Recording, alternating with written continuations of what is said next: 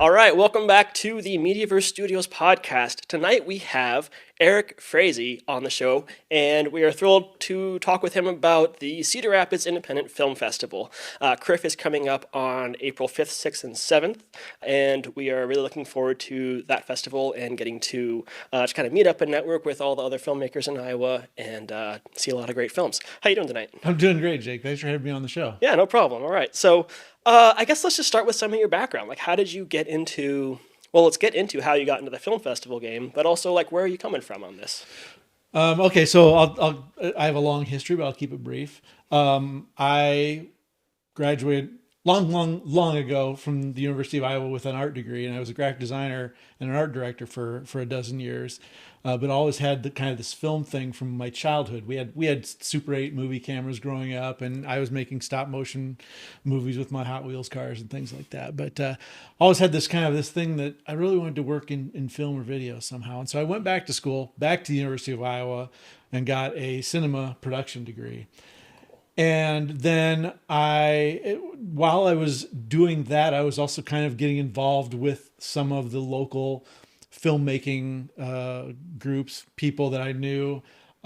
This film festival started in 2001. I happen to know the founders from my childhood.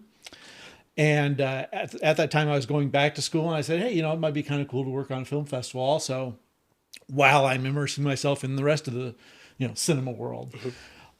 And so, long story short, I got my film degree and worked for a number of years as a freelancer, as well as for motion, feature films and corporate video, things like that. And then I got a job at a production company that I've been with now for a dozen years. Oh, wow. And I stayed with the film festival. I was with the film festival from 2002 through 2008. Okay. At that point in time, my career started becoming much more busy, and I just really didn't have time to devote to it. And I wanted to really focus on the films I was making as opposed to watching and displaying everyone else's films. And so then I took some time off, and then in 2019, I'd been going to the festival in the interim, really still enjoying that atmosphere, but I kind of missed the interaction with the filmmakers and just that the energy that comes with it and the fun that it is. And so in 2019, I came back and started working on the festival again, just in time for COVID to hit in 2020 and close everything down. So our 2020 festival didn't actually occur until 2022. It went great. Last year I took over the festival director position. Scott was more than happy to sidestep and let me kind of take the reins and try some new things. We added a few new features and some more elements that that increase the audience experience, but also the filmmaker experience, and just make people feel, I don't know if special is the word, but just something new, something that, makes things sparkle a little bit more. Sure. And then I'm back again this year, directing it as well. Right. So have you been in Iowa the whole time? I've been in Iowa the entire time. Wow.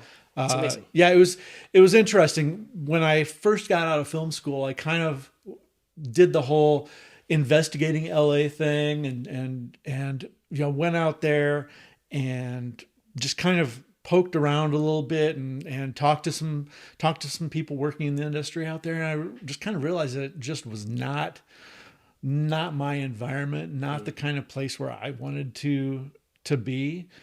So fortunately I was able to come back and develop a pretty decent career here in Iowa.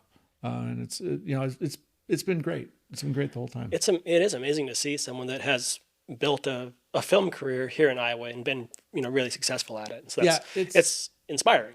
For a lot of the races. It's a lot of there's a lot of luck involved. Sure. Just being in the right place at the right time and talking to the right people, knowing the right people. I did freelance camera work for KCRG for a while. Sure. Because I didn't have a steady gig. I was still doing freelance stuff here and there, but I did that for a little while, and through that I kind of met the people that owned the company that I work at now, and just kind of went from there. So it's been I've been fortunate. That's great, man. So I'm sure in all the press that you're doing for the festival, you get asked this all the time, but like, give kind of like the high level, like, what is CRIF? And are we even saying that right? Okay, so CRIF, the Cedar Rapids Independent Film Festival, is a showcase of Iowa connected films. We have very few rules when it comes to entering, but the one thing that we do stand by is that Iowa connection. Every film has to have an Iowa connection in that a member of the crew or the cast lived or worked or was educated in Iowa, or the film is set in Iowa or was produced partially in Iowa, or there's a character that's from Iowa, either a real person or a fictitious person. And interesting thing, and this came up a couple of years ago, a filmmaker had asked, why are you doing that? Because it seems like you would be totally limited to just local films, and why do you want just local films? And I had to stop them. I was like, well, no, you're missing it, because honestly, people are working all over the country, all over the world, that have ties to Iowa. You can go anywhere movies are being made, video, whether it's corporate work, whether it's commercial work, whether it's feature films. You can go anywhere in the world and find someone who has Iowa in their background. Yeah. They grew up here, or they went to school here, or their family has hundreds of years background in Iowa. So it's never been a limiting thing, honestly. It's always been cool it's been really fun, actually, to see films come in from Spain and from Australia and from England and from Germany that,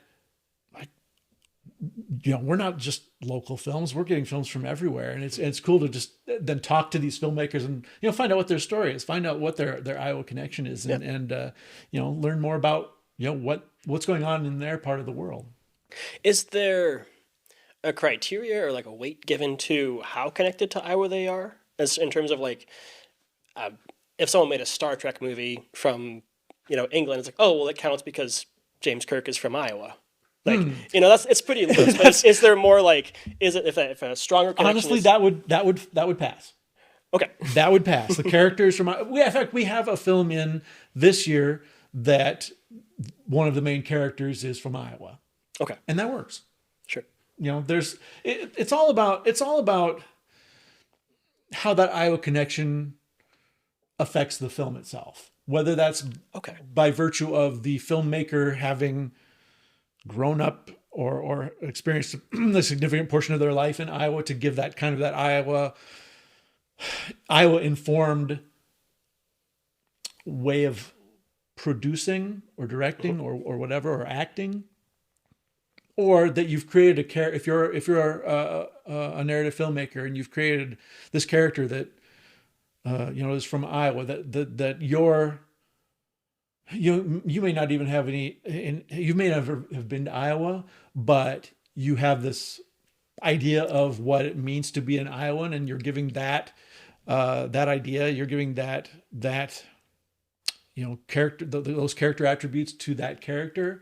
We want to see that. We want to see say there's somebody out in LA. They've never been to Iowa, but they created this character that grew up on a farm and, went to school at Iowa or wherever.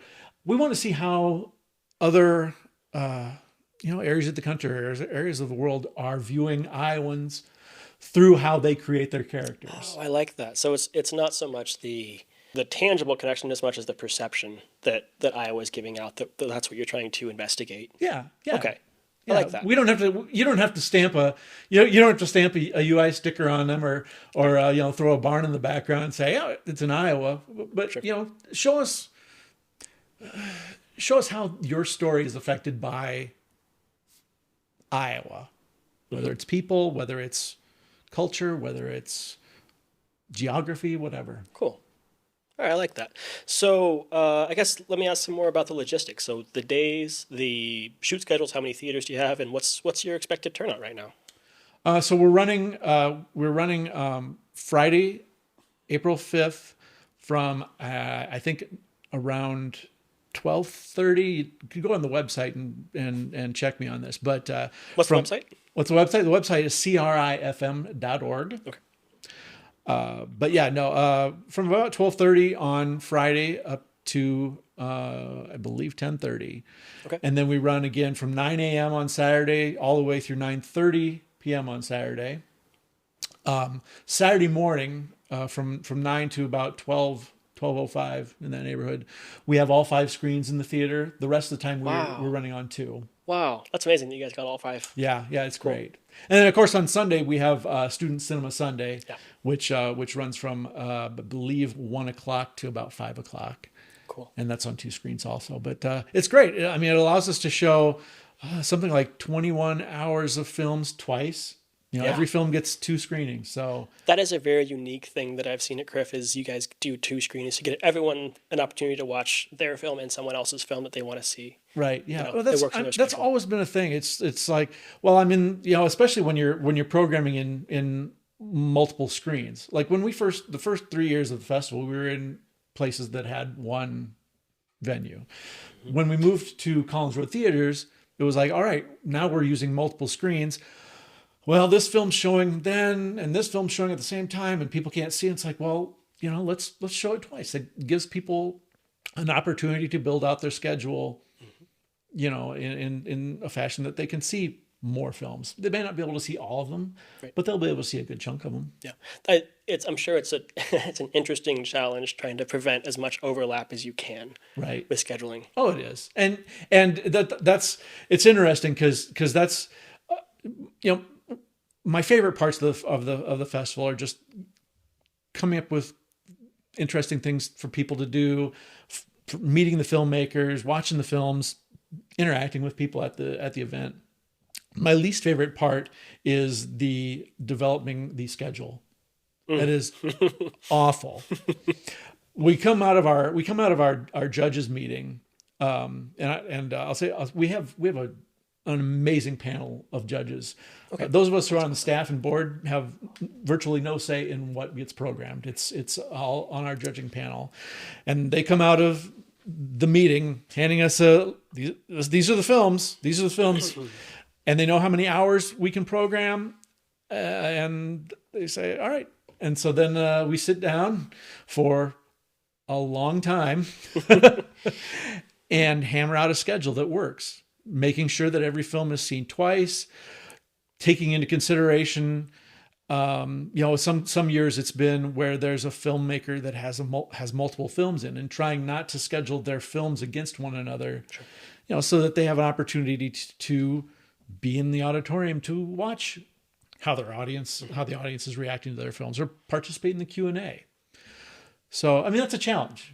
And when we come out of, we spend hours, and when we come out of it, we're pretty happy usually with what's happened. And for the most part, filmmakers have been satisfied with how they're placed in the schedule too. We've had very few instances where filmmakers said, "Hey, I wish you wouldn't have played my film then. That wasn't a good time for it." But and again, having that dual screening, you may get like the 9 a.m. Saturday screening for one screen, but we won't give you an early or a less peak time screening time twice. Like if you're showing mid morning on Saturday, you're getting a late afternoon on Friday or Saturday. Sure.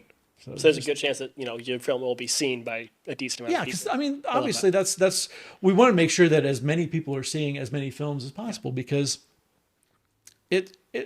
it's no good to you as a filmmaker to only have 2 people in the audience and it just happens to be your parents. I mean, you want people to see your film, and you want to get that the opportunity to interact with that audience. Is there consideration given to the style or genre within individual film blocks, or is it just kind of Sometimes. wherever they fit?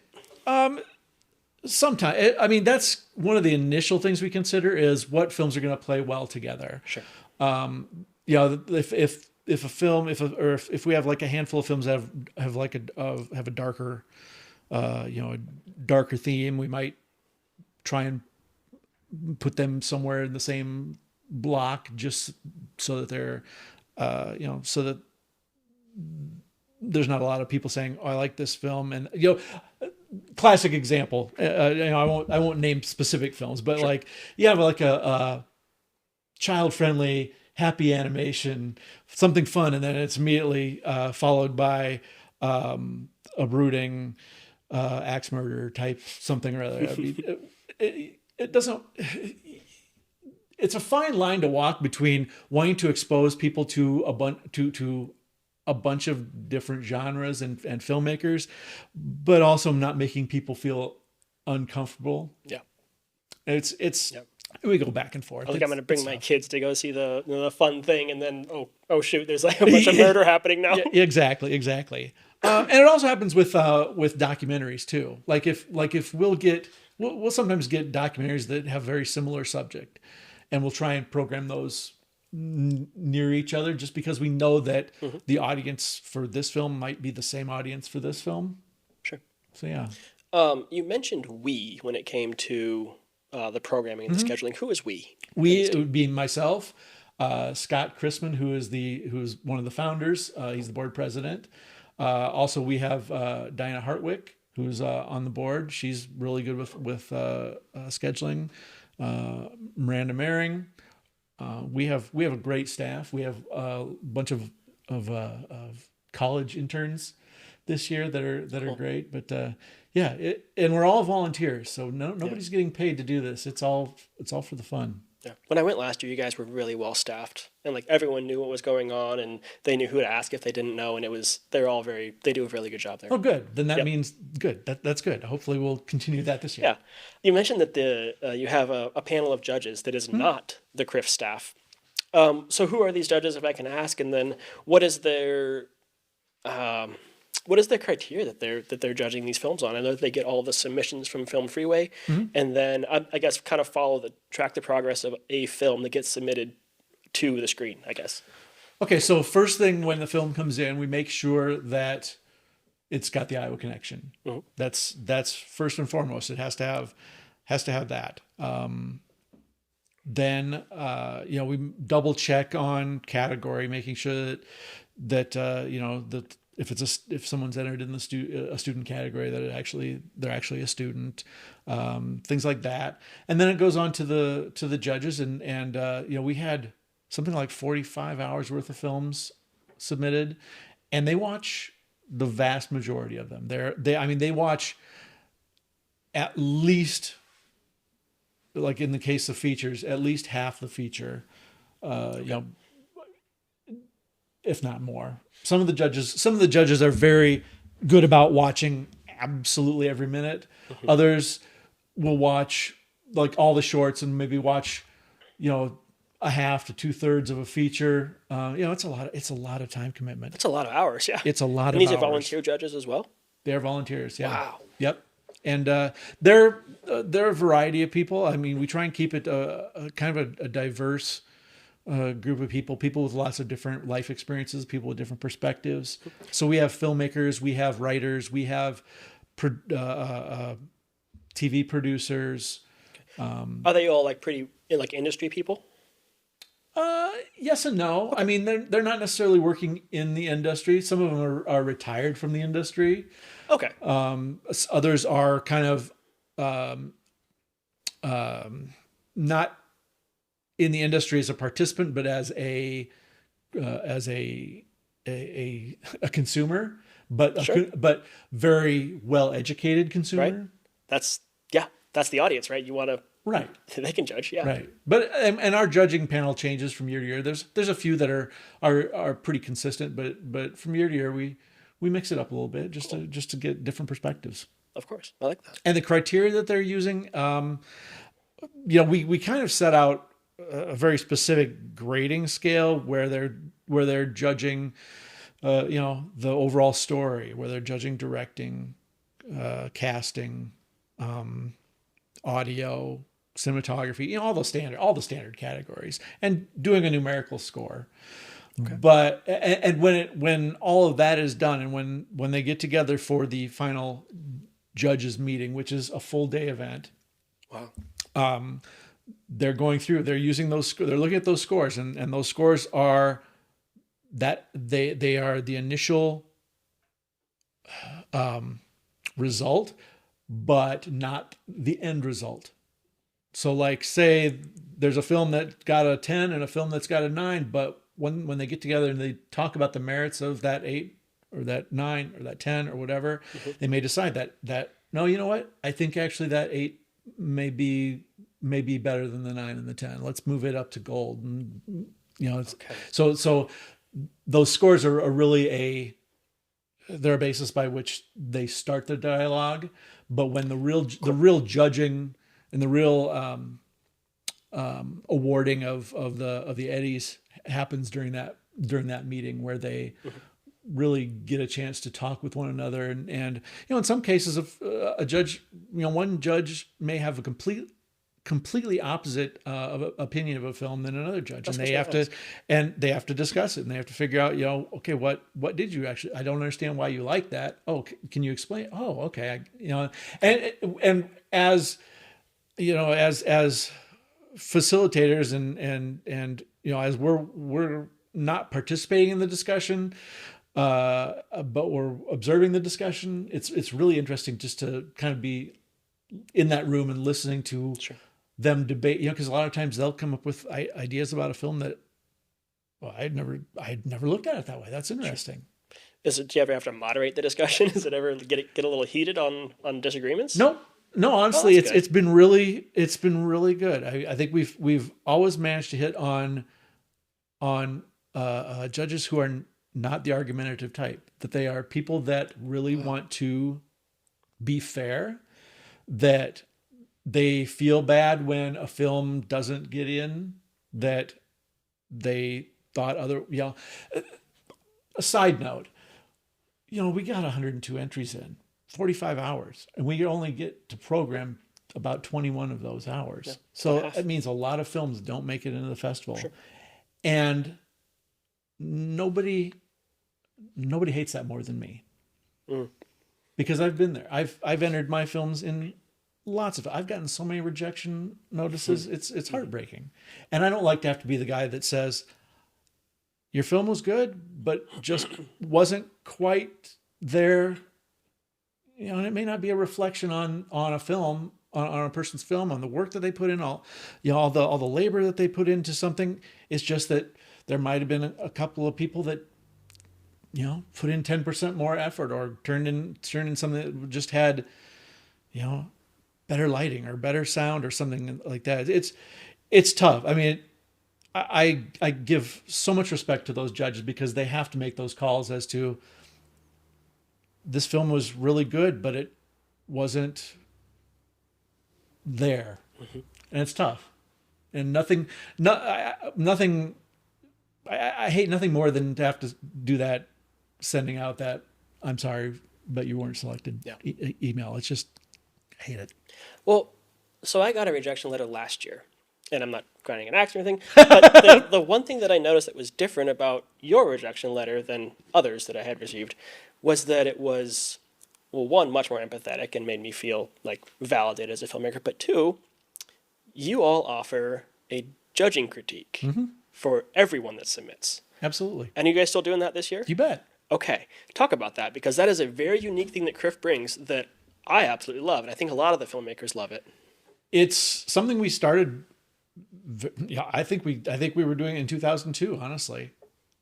And back then, keep in mind, back then there were very few film festivals. There was the Hardacre in Tipton, the Wild Rose in Des Moines, I think, was going on. And there was the Iowa City Doc Fest. I can't remember if there were any others really going on at that point in time. I think Sioux City maybe, but I'm not sure. But anyway, we weren't really interacting with any of them. So we didn't really look at other festivals at the time to say, what are they doing and how should we do it? We thought, hey, you know what?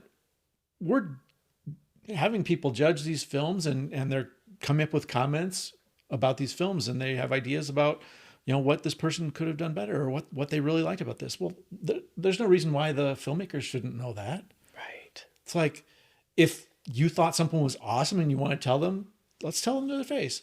Or if you saw something about a film that didn't quite work, but the like, like an example would be like the story was just spot on, and maybe it was shot beautifully and the audio was good, but like there was something off about the performances or something like that. A judge can in that judge's meeting, you can have the judge say, I like this and this and this. I felt like the performances weren't there, and that's why it didn't, why it didn't win the gold or why it didn't win the silver. And I think by and large, filmmakers appreciate that. There of course there's always going to be those that don't. Sure. But for years and years, honestly, that has been something that filmmakers have come back and said, hey, I really appreciated the opportunity to talk to those judges because I hadn't looked at my film that way, or I hadn't looked at that one particular aspect of my film that they picked apart. And now I understand. Because it's not about trying to cut down anybody's film or say your film isn't good or anything like that. It's about how can we help you be better. Yeah, and this is a craft and it's an art form, and it's, persistent improvement is what we're going for here. And so to offer something like that at the level where, I don't know, where the filmmaker wants to be, whether they've applied to it, they've submitted, they've paid for it, to just sort of make it about the audience or about the festival itself is, as a filmmaker, you can feel a little short on that. But when it's about the filmmakers and about improving people's crafts, like giving these judging critiques, I think that that's a very valuable thing, and loved by all of the filmmaker people. That's good. I'm glad to hear you say that. Yeah. And the other thing that you do that I like, and a lot of other filmmakers I've talked to like, is you make it accessible to all the filmmakers that have submitted. So even if you submit, you pay that admission fee, you are given a pass to attend the festival in its entirety. Oh, absolutely. I mean, you paid your entry fee, and if your film didn't get in, we still want you to be there. Yeah. Because whether your film, missed it by that much or missed it by that much, whatever, you're still a filmmaker. You're still an Iowa connected filmmaker. You still mean something to the Iowa filmmaking industry and the community as a whole. And we want you there. We want you to be a part of it. We're not there to point fingers at anybody and say, oh, hey, there's that guy that's film didn't get in. Right. No, we're there to say, hey, we're glad you came. Watch whatever, take in the films, talk to the people, and if you want to take advantage of the conversation with the judges, that'd be awesome. I mean, it's all about building community. Absolutely. Like I said, I didn't get my film in last year, but I still felt like I had a seat at the table because I was there networking with people. I was making friends. I was making connections. I wasn't watching my film on the screen, but I was watching a lot of good films on the screen. When you showed up, I was like, oh, there's Jake. Awesome. I'm glad you knew me. That was the thing. I was like, and I'm like, yeah, it was great. Because there are filmmakers that that their feelings are hurt and they won't show up. Sure. and things like that. But it's great when I see those that didn't get it. And another thing is really interesting. There have been filmmakers who, over the years, who've had, they're on the verge, but they're not quite there yet. Who year after year will enter a film, and maybe it gets in, maybe it doesn't, but they aren't discouraged. And I think that's somewhat prevalent in the Iowa filmmaking community. I think it just maybe comes with the territory that we're all, hardworking, nose to the grindstone people that, if we don't make it one year, we're going to try harder for the next year and get in. And I think it's really cool. And if you can get notes from a judge, that is something you can take with you into the following year to learn, to practice on. Because that's what I did. Interesting thing, going way back and dropping names. So Scott Beck and Brian Woods have a long history with the festival. Their very first time entering was back in 2002. No way. And they entered a film there. I mean, they were like sophomores or juniors in high school at the time. They entered a film, and it was pretty good, but it was lacking in things. And they entered a film. Then they talked to the judges. They sat up. I remember they sat up in their seats and they were like taking notes and listening really intently to and then asking questions like, well, it was cool. I was like, yeah, okay, we're doing the right thing by having this critique session. And year after year, they'd have another film and they'd go to the judge critique. They may have won the gold award that year, but they still want to know how can we make this better. Yeah. And when we see filmmakers like that are coming in and just like thirsting for knowledge, like tell me, rip it apart for me. Tell me what I need to do to make it better. It's like well, okay, then that facet of our event is serving its purpose. Yeah. Because we only exist because there are good filmmakers, and because there are filmmakers that want to show their work and want to network, and without filmmakers, obviously we have no event. So I mean, it's in my best interest, in the festival's best interest, to provide a good experience for those filmmakers. Not only the ones who win awards, the ones who are selected, the ones that aren't selected, but the filmmakers who maybe are just coming to watch the festival, don't have a skin in the game at all, but are interested and might walk up, hey, I don't have a film in this year. I didn't really do anything, but I really liked what you did. Oh yeah. Hey, I got an idea for a story. You want? Yeah, let's talk. So many cool collaborations have come out of film festivals because it's that environment where everybody's kind of, it's a lot of support. There's a lot of support. Yeah. And we're talking about the same language, talking in the same language. Yeah. As an anecdote, I that was the first time I met Rob Merritt. Oh yeah? Yeah. Really? The first time? The very first time. Yeah, because I came in, I came to the 2020 CRIF that happened in 2022. And that was my first film festival I ever went to. Oh, really? And I was just standing in the popcorn line, and there's this guy standing in front of me, and I recognized him. I'm like, are you Rob Merritt? And he's like, well, yeah. He's just being Rob, just super generous and kind and stuff. And it was really cool because I had a conversation with this guy, and this is like the Rob Merritt. The Rob Merritt. And now I've worked with him several times, and he's coming up in our film, and it's just like that's what these events are for, is to make those connections and to meet those people. And you can say like, I've seen your face, I know you, I know your work, but I've never actually met you. Now let's shake hands. Mm-hmm. Oh yeah, exactly. And it's wonderful. Yeah, and that's that. I love that. I love that when someone comes in and they're coming in the lobby and I'm in the lobby and I'm like, God, I think I should know that person, but and just to introduce, hey, I think I know you, maybe I don't, and just to be able to open a conversation and find out what's going on. What do you work? Oh, you got a film in, or you don't have film in? What are you working on? And so far, my experience is it's never as awkward as it seems in your head to go up and do that. Right. Right. I think people come to film festivals because they want to be talked to and they want to talk. And they're not going to hide away and be pretentious about it. They're there to experience it with just like you. And I'm a horrible introvert. I honestly am just like, I'm so withdrawn, and it's like, but I don't know, something about that environment that's, I don't know, I feel more comfortable. So I guess as an audience member coming to a film festival such as CRIF, what could you expect? What do you guys kind of have planned for? Variety. There's something for everyone, and that's cliche, but we have 20 professional filmmaker films in. We have 18 pro-am films in, the hobbyist, the weekend filmmaker, the people that aren't doing it for a living. And we have 19 student films in. Wow. So we have almost equal distribution of I don't like to say skill level, because a lot of students are very, very skilled, but that kind of experience, that kind of stage of your life type of level. We have 15 documentaries that run anywhere from 2 minutes to 2 hours.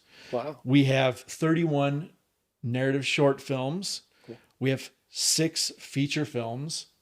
Whoa. So, and they run the gamut. I mean, you'll see anything from a fun little space trip to Mars animation type film, up to a documentary about Meskwaki corn and their hair and how it ties into their heritage. You'll see you see very dark introspective types of films. You can see lighthearted comedies, you can see farces. It's a great variety of things. There's something for everyone. There honestly is. Wow. Anything else you want to say about CRIF? I mean, it sounds like a really great time, and I'm looking forward to it myself. It's we couldn't do it without the support of filmmakers and without the support of the greater Cedar Rapids community. We've had wonderful support from other arts organizations like Giving Tree Theater, Theater Cedar Rapids, Orchestra Iowa, all the other film festivals. There are something like 15 or 18 film festivals in Iowa. Wow. And it's really cool. Most of us get together once a year to kind of have a little summit, and just talk about what's going on in our area, what new things might be happening in the world of Iowa film. We do a lot of cooperative advertising with the other festivals, so you'll see other festivals ads in our program, and you'll see our ads in their programs. Because there's plenty of room. There's plenty of room for lots of films. Yeah. I mean, it's kind of my joke is I'm in a lobby to make Iowa the film festival state. I'd love to see that. I mean, it's crazy how many we have. So it sounds like you guys have a lot of help, and so yeah, I just want to give you the opportunity to. We've had great community support. We got a grant from the Greater Cedar Rapids Community Foundation this year. I'm on Communications is sponsoring our printing, so all the programs and posters that you'll see are thanks to I'm on. Farmer State Bank is our presenting sponsor for the Eddie Awards again this year. That's great. We get sponsorship from Produce Iowa. Wired Production Group does not only do they do cash, but they also do a lot of in-kind technology related stuff for us. Our VIP lounge is very important to us. That was something new last year, and we're doing it again this year. Sweetopia Emporium provides all the awesome cookies, really good cookies, cupcakes, and we're doing something new. We're going to be doing some chocolates that have our logo on them. So we're really excited. We're working on that this week, and I'm really excited.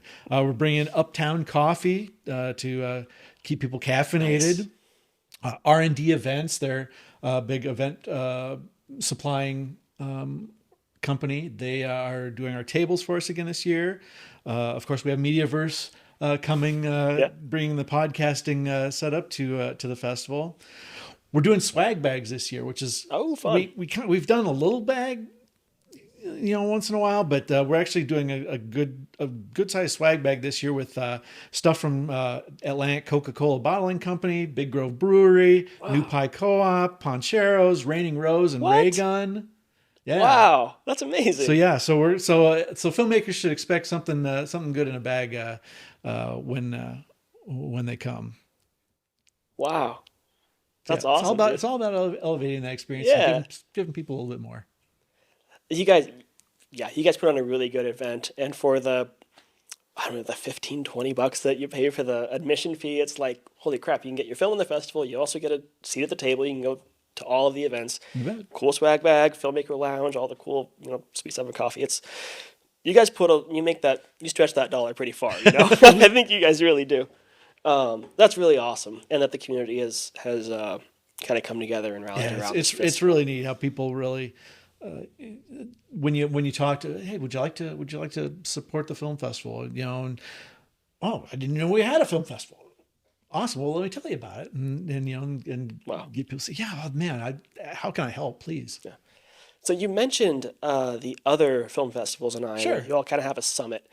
Can we get a little peek, behind the curtain there, and just sort of talk about, where are you guys coming from with that? What are you guys seeing? What are you all discussing in terms of like the state of the Iowa film? Yeah, I mean, a lot of it is just a discussion of what we kind of go around the virtual table and talk about what we did in our most recent event and what went well, what maybe didn't quite go well. I'm always one that asks more questions than I answer, probably because I'm always like, well, hey, what'd you guys do this, or how'd you do this? Question came up this past summit about insurance, because I had heard, well, if you're a festival, you should probably have insurance. Sure. I'm like, oh, I don't know anything about that. And so I was asking, what's up with that? Well, you have a venue. Well, yeah, we have a venue. Well, they probably have insurance. So I went back to the theater and I said, hey, Bruce, do we have insurance? He's like, oh yeah, that's all, under my thing. I'm like, oh, good, because I'd hate to be thinking that for the last umpteen years we've been doing this festival and Sure. we could subject ourselves to some sort of lawsuit or something like that. Right. I mean, so a lot of that type of stuff, procedural stuff. Sometimes just talk of technology. What's projection technology like, or or talk about DCPs or just things like that. But a lot of it is just kind of comparing notes. Hey, what'd you guys do this year? How was your turnout? Part of the summit is in conjunction with Produce Iowa, with the Iowa Film Office. Okay. So they're always interested in hearing from an economic standpoint and from a visitor standpoint how successful was the festival. Did you bring in a lot of people from out of state? What filmmakers? Because I mean that's their whole thing, is bringing in out of state filmmakers. Sure. To the state and showing them that this is a filmmaking state. And are you all tracking those metrics in terms of like with ticket sales or with public interest? It's just kind of... Yeah, I mean, we try to. I mean, it's you can't always put together a spreadsheet that says this many people Sure. came from Wisconsin, but you try and put that together, and had a really interesting conversation with somebody from the Iowa Tourism Office this past year, talking about some of that demographic stuff, which was really fascinating to me.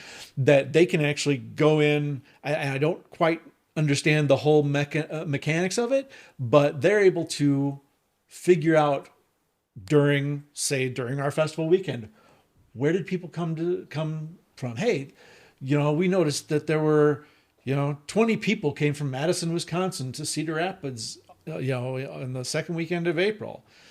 Oh, well, maybe they came to the festival. Could okay. be. Okay. They've got, I don't know. It's all their their magic, Right. tracking stuff that they do. But they offer that to the film festival community. Say, hey, if you want to know more about the demographics of people that are coming to your community, their thought was, if you know that you've got a hearty number of people coming from Madison, Wisconsin, well, maybe you need to be advertising in Madison, Wisconsin. Yeah. Not a bad idea. No kidding. So yeah. So when you go to film festivals, then are you looking for inspiration? Are you looking to see, here's things that we can bring in, here's stuff that we like better that, about our festival, Sure. we can push harder, or like, what is it that you're seeing at other festivals? I go to festivals first as a filmmaker, just to have that experience, not to be able to sit back in the theater, watch a film and not worry about, is the projector going to break down, or, Okay, I get that. or is this person showing up, or, what's the concession situation? Yeah, Right. I like just be able to sit there. But no, honestly, I can't take off the festival director hat. It's, Sure. I'll generally, when I'm at a festival, after I've left the festival for the day, I'll pull out my notebook or my phone and I'll start making notes about, man, that was awesome the way they did that, or that was a cool thing to do, or oops, I noticed how they had a little snag with that. I'm going to make sure I watch for that and Smart. make sure that doesn't happen for us. So, but I'll usually come back from any film festival and meet with the board and say, hey, I was at Snake Alley and they did these awesome swag bags this year. We gotta up our swag bag game, which is exactly what happened. Is that right? I came back from Okay. I went to Snake Alley, came back with a bag full of energy drinks and Pepsi and cookies and all sorts of doodads and whatnot. I'm like, this is great, and I held on to it forever. And when we were having one of our organizing meetings in the last couple of months, I brought out the bag and I dumped it on the table. I was like, look at this. And they're like, why do you have old cookies in your bag? I'm like, no, you're missing the point. No, this is like the kind of stuff that Snake Alley's handing out for swag bags. It's awesome. And I'm like, oh, that's pretty cool. All right. So, I mean, yeah, I'll go to a festival and I'll take notes of what's going on. And a lot of the things that we've been adding over the last couple of years are because I went to a festival where I saw something like that successful, like our VIP lounge. They do that sort of thing in Dubuque. There's a really nice lounge. Right. And I liked that. It was really cool. It's a nice place to go relax. And I didn't have to worry about talking to people and making too much noise for the the lobby, so people weren't bothered. It was cool. Step and repeat backdrop that we did last year. We'd never even thought about doing that, but having gone to a few festivals where they had that and taking a picture, like, oh, why aren't we doing this? This is awesome. And I invite other film festival directors and board members to come to our festival and Yeah. steal whatever they want from us, because Yeah. Well, we it's can not only about it's not about elevating yourself. It's we about can elevating everybody, we can right? all make our events better Yeah. just by working together and taking notes off of one another, I think. Yeah. I like that. Well, I kind of want to switch gears in our last kind of segment here and Sure. just kind of talk about you as a filmmaker. Because you said you've got that background and you've made some films, and I just kind of want to talk about that since we're both that. We can nerd out about it a little Sure. bit. So, let's start with like, what role do you take on for a film? Are you writer, director? Let's roll back. Let's roll back because my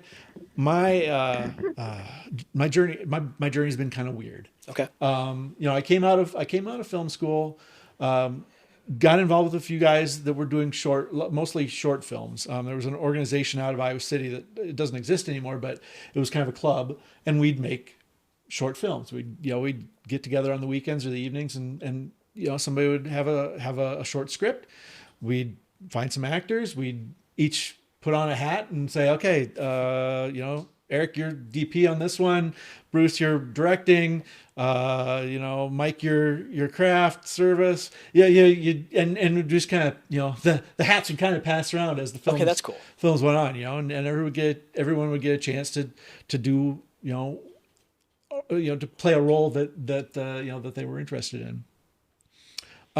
So did that for quite a while, and then we kind of got into the position where we were ready to make some features. So I started out doing, and I'll, in retrospect, I was not a very good director of photography. I mean, I knew enough to make myself dangerous. I knew where to point the camera. I knew sort of how to light, but I was not a great DP. And I ended up being director of photography on a couple of shorts and a couple of features. It was an experience. At the time, I kind of let it go to my head, and I thought I was pretty good stuff. And in retrospect, I was like, yeah, no, I really didn't know what I was doing, but I kind of got handed the position.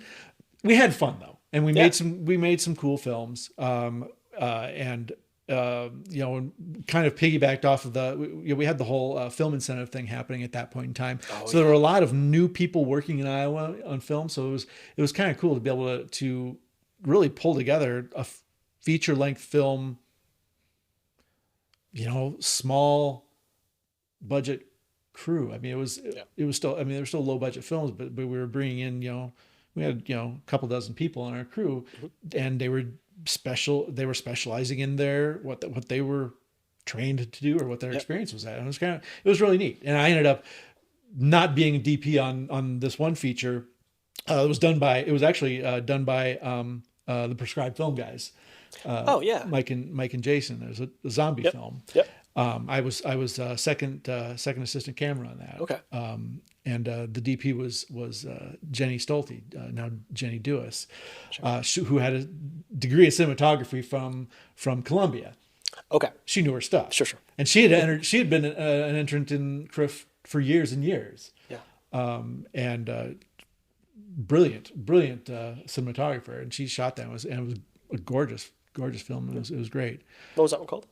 Collapse. Collapse. You can find it on Amazon. I think No way. It got picked up, and it got retitled Collapse of the Living Dead because they wanted to try and build, they wanted to try and have that audience. But it's fun. It's fun to watch it every once in a while. I showed it to my kids, and they're like, "Really? You worked on this, Dad?" It was shot in West Branch. No so way. It's cool to watch it and watch all these zombies trudging down Main Street in West Branch, and it was a cool experience. Yeah, check that out. Yeah. So, and then after that, I kind of I did a lot of freelance stuff, corporate work, commercial work. In what capacity? Doing camera or directing, or what were you doing for them? Camera, lighting, a lot of lighting, a little bit of sound here and there. Not really my interest and not really my strength, but a lot of grip and electric, that kind of thing. And then did that for a couple years, and then I managed to, I got involved with KCRG a little bit, met some of the folks from what was then Roush Productions, and they ended up having an opening for a shooter editor, and I applied and I got the job, and I've been there for over 12 years now. No kidding. And I get to, it's fun. I mean, I do a whole wide range of stuff. I shoot, I edit, do some motion graphics, some animation, some graphic design work. We fly drones. Wow. We do corporate work. We do commercial work. We do a lot of stuff for events. Like, big major, Fortune 500 company type corporate events and we do one of the cool things about our company, and it's called Wired Production Group now. Yeah, I know that. But we do like the big LED screens at concerts and Okay. big corporate events. So I've worked, I've done camera and directing for lots of different bands, mostly classic rock acts and country acts at the various county fairs. But it's been a blast, to be able to just kind of work in that space. And then we also do documentaries. We've been lucky to work with a group called the Arthur A. Collins Legacy Association. They did the Collins Moon or the moon story, right? Yep. Moon Talk, Steps to the Moon, and Live from the Moon. I was the editor, one of the shooters on those. Okay. Did a decent amount of the motion graphics work on those as well. Gotcha. And that was really, we had started doing those for them when we were just shooting interviews of retirees, because they were wanting to keep, kind of as a time capsule of these folks who were not getting any younger, and just wanting to get their stories. And then it just kind of, they had in mind that they wanted to do, documentaries about Collins's, contributions to the space program. And so it turned into a three-part series, and it was great fun to work on. Learned a lot. I'm a space nerd and tech guy, so it was fun, and it was cool to go through. They had like a this is how they described it to me: a pickup truck load of 16 millimeter film from what? All the way back to the 30s. No way. of all the marketing and behind the scenes video filmography. The Collins Radio Company. Yep. All the way up and so they had a bunch of that I don't know how many reels digitized. And so it was cool to just watch through a lot of that stuff and just see it. And we're working on a new documentary now about Collins' contributions to the birth of the internet. Okay. Which is something that nobody knows about, but Collins was right there when the TCP/IP protocol was developed. No kidding. Yeah, and so I actually got to interview Vint Cerf and Bob Kahn, who were the guys that developed the TCP/IP. They invented the internet. They invented that. Yeah. I got to interview them. Got to interview a couple of guys that were electrical engineer, radio guys out at Stanford.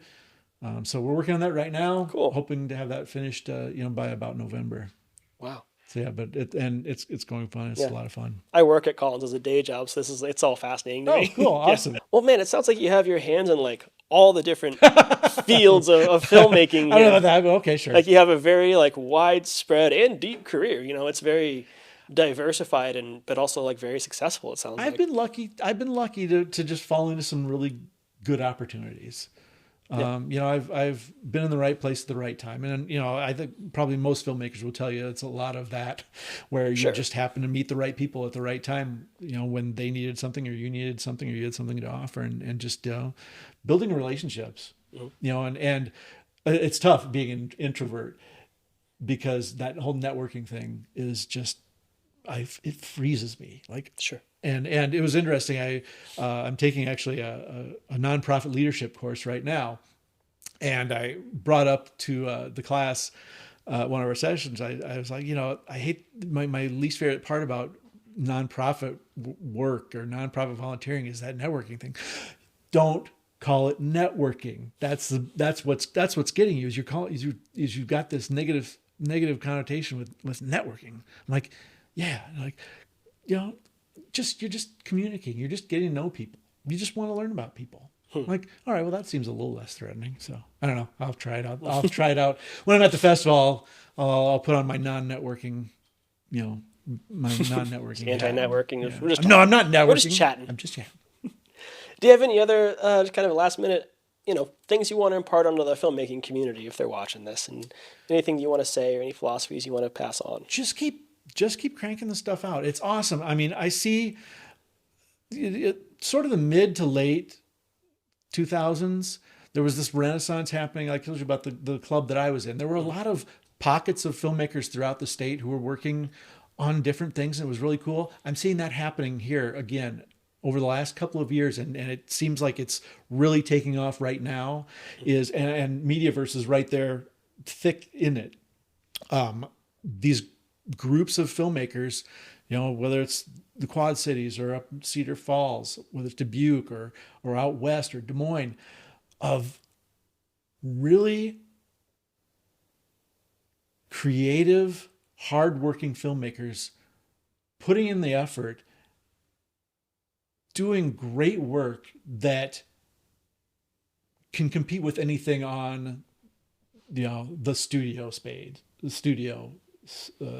I mean, it's just cool to see this stuff, and it's cool to see, when I'm on Facebook and I'm seeing this person tagging this person, and it's like, wow, you guys are all working together. That's so awesome. Yeah. And I think that's great. The collaborative spirit is just so neat, and it can only make things even better and make for a stronger Iowa filmmaking community. And that's ultimately what it's all about.